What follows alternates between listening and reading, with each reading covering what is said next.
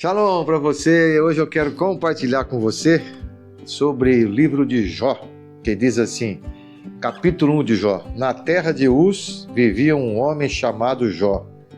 Era um homem íntegro, justo, pois temia a Deus e se esforçava para não praticar o mal. Jó tinha uma família grande com 7 filhos e 3 filhas. Além disso, era muito rico, pois tinha 7.000 ovelhas, 3.000 camelos, 500 juntas de boi, 500 jumentos e um grande número de empregados. Ele era um homem rico, poderoso e um dos maiores do Oriente. Você, então, poderia pensar que poderia ser esse homem? Eu gostaria de ser um homem desse, né? Que tem uma família integrada. E a Bíblia diz assim, que a família de Jó se reunia semanalmente para fazer banquetes. E Jó ainda fazia um sacrifício pensando assim, se meus filhos cometerem algum pecado, um deslize, eu vou pedir perdão a Deus. Então esse homem era rico, muito conhecido, tinha uma grande estima e diz que além de ser poderoso, né, ele era um homem íntegro. Então era um homem muito conhecido naquela região onde ele morava no Oriente. Mas eu quero pensar que nesse tema de hoje, que é em tempos de tribulação é fácil se esquecer dos bons dias, né? Em tempo de tribulação é fácil de se esquecer dos bons dias. Então a gente pode ter uma vida inteira boa, como Jó teve, e os filhos cresceram, netos, e aproveitou muito a vida dele, mas Jó vai ter um problema sério, e assim ele poderia esquecer de Deus. E a gente faz isso também. Então, o que os olhos podem ver? Algumas coisas que os olhos podem ver, outra os olhos não podem ver. Mas a primeira coisa que os olhos podem ver é a integridade de Jó, sua grandeza e a felicidade da sua família. Então, essas 3 coisas poderia ver naturalmente. Todo mundo poderia ver a integridade dele, um homem íntegro diante de Deus, da sociedade, a sua grandeza, a sua fortuna e a felicidade da sua família. Isso as pessoas podem ver em você, pode ver em nós. Às vezes a gente até não está tão bem assim, mas tiramos aí um selfie para às vezes até enganar as pessoas. Mas no caso dele aqui, ele não estava enganando ninguém. A segunda coisa que a gente percebe nesse texto, aqui no capítulo 1 de Jó, é que os olhos não podem ver. Algumas coisas que os nossos olhos não podem ver. Na intimidade dos seus problemas da sua casa, na intimidade do seu lar. Mas a gente não conseguia ver, e nem Jó conseguiu ver, a origem dos seus problemas. Porque diante de Deus se apresentou Satanás, diz lá, diante de um tempo solene de Deus, e ele, Satanás, disse assim, olha, tá vendo aquele seu servo lá, que você disse que é muito bom? Se eu tocar nele, tenho certeza que ele vai deixar de te adorar. Então a gente não pode ver isso, a gente não pode chegar no céu, então a gente não pode ver a apresentação de Satanás diante de Deus. Tem muitas coisas que a gente não consegue enxergar, mas esse foi a origem de toda a luta e a dificuldade de Jó. E tem certas coisas que ninguém vê na sua vida, o seu passado, as suas lutas anteriores, mas Deus está vendo, não é verdade? A terceira coisa que nós vimos aqui é que os olhos não viram, mas o coração sentiu. Os olhos não viram. O que os olhos não viram? Quando Jó foi noticiado das desgraças que caíram sobre sua família, sobre os rebanhos, a casa que caiu, um grupo armado que tomou posse, e tudo isso violentamente.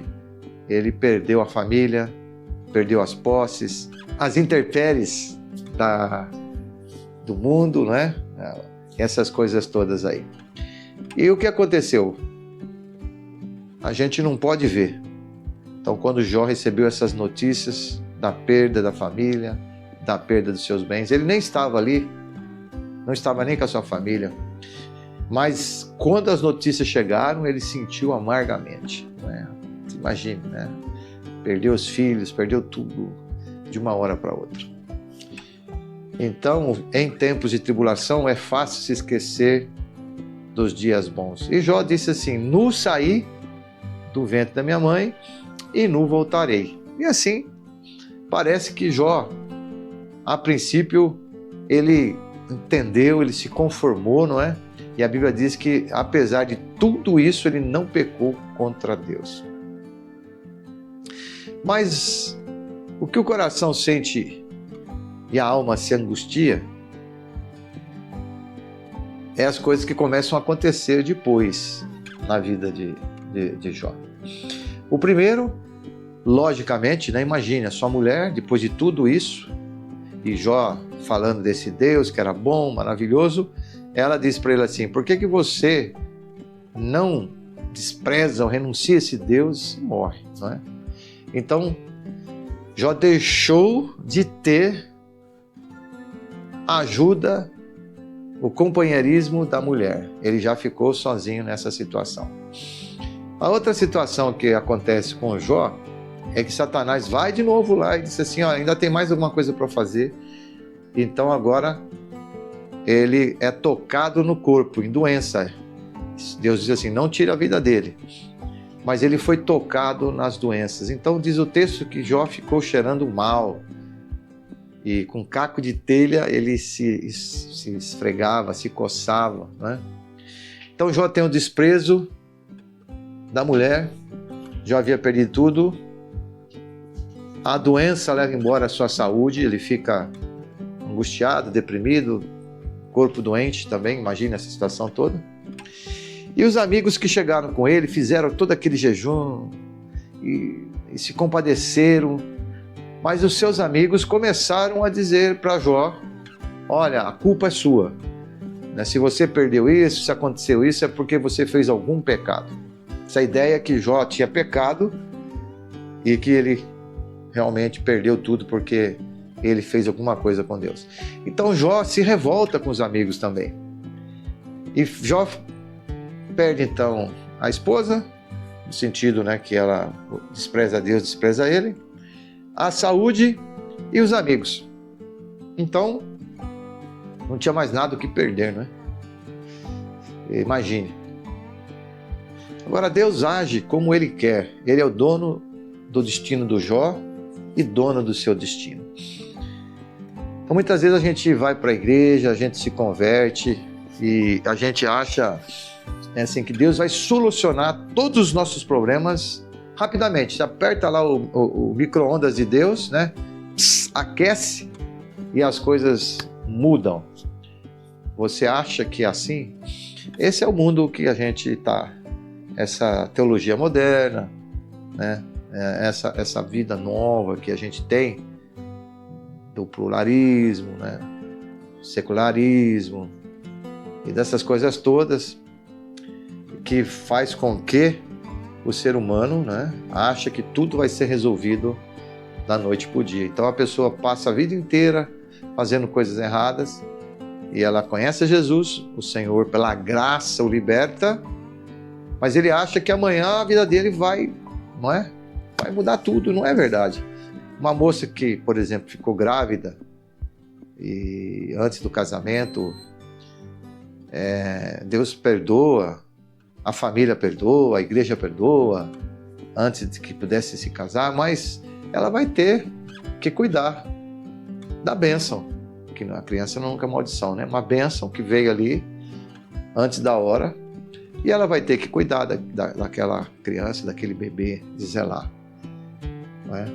Então, assim, o pecado sempre tem suas consequências.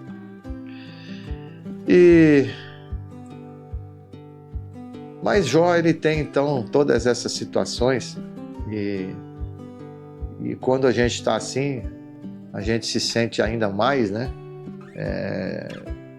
Longe, mais afastado das pessoas, de Deus e tudo mais, quando as coisas estão bem difíceis. E o sofrimento humano, né, é difícil. Então, em tempos de tribulação, é fácil de se esquecer de Deus. E Jó, ele então vai fazer todo aí um diálogo com os amigos, depois com Deus, né? E quando você chega lá no final do livro de Jó, Jó vai entender uma coisa muito grande. Capítulo 42, o verso 2, ele assim: bem, eu sei que tudo podes, e nenhum dos teus pensamentos pode ser impedido. Então Jó não tem a ideia clara que o que está por trás dele, que a dualidade, a disputa do bem e do mal, e ele faz parte disso diante de Deus. O diabo quer a prova que Jó não vai renunciar a Deus, e o diabo vai fazer isso a vida toda sobre você. E quando você estiver bem, quando você estiver lá com a sua família legal, Satanás vai sempre tentar te fustigar para você talvez se desesperar, você abandonar a tua fé, você acusar Deus. Assim poderia acontecer também com Jó. E os olhos viram e depois se alegraram. Então Jó entendeu que tudo poderia ou estava na mão de Deus, ou poderia, né, no caso dele, entender que estava na mão de Deus. E a Bíblia nos fala que Deus ainda se mostra a Jó naquela situação toda de desespero. E Jó diz assim: antes os meus ouvidos, olha lá, ouviam falar de ti, e os meus olhos agora te veem. Então meu ouvido passou a te ouvir e os meus olhos agora passam a te ver. E Deus disse para Jó: então agora você vai, você ora lá pelos seus amigos, começa assim, começa limpando o seu coração. Jó tem uma amargura com seus amigos, então Jó vai, ora pelos amigos e Deus começa a restituir tudo de novo. Não cai nada do céu, né? Pessoas vêm, a bênção, Deus usa as pessoas, Deus usa você, Deus me usa para abençoar as pessoas. Então vem lá os seus amigos, alguns dos seus parentes e traz coisas para Jó, e com a mão de Deus, Jó é restituído com os filhos, com seus bens, e a sua esposa volta e ele tem os filhos com a sua esposa, não é com outra mulher não, né? E então Jó é restituído. E ele diz assim: eu vi Deus agir. Então, a Bíblia, no primeiro capítulo, diz que Jó não julgou e nem culpou a Deus por nada. Disse assim: no sair e no eu posso voltar. Jó tem todo aí um sistema de dificuldades diante do Senhor, das suas lutas pessoais, as lutas com ele que ele tem também, físicas, emocionais, mas Jó é um vencedor, não é?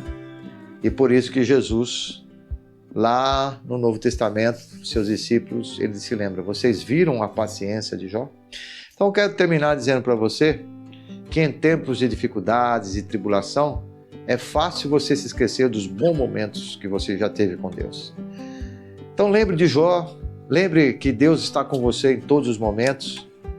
E Jó ouviu e conheceu Deus, agora de uma forma pessoal. Se você ainda não o fez, você pode fazer. Conheça esse Deus, abrindo o seu coração, pedindo que Ele possa entrar na sua vida, que Ele possa dar certeza da sua vida eterna, que Ele possa dar uma abundância de bênçãos na sua vida.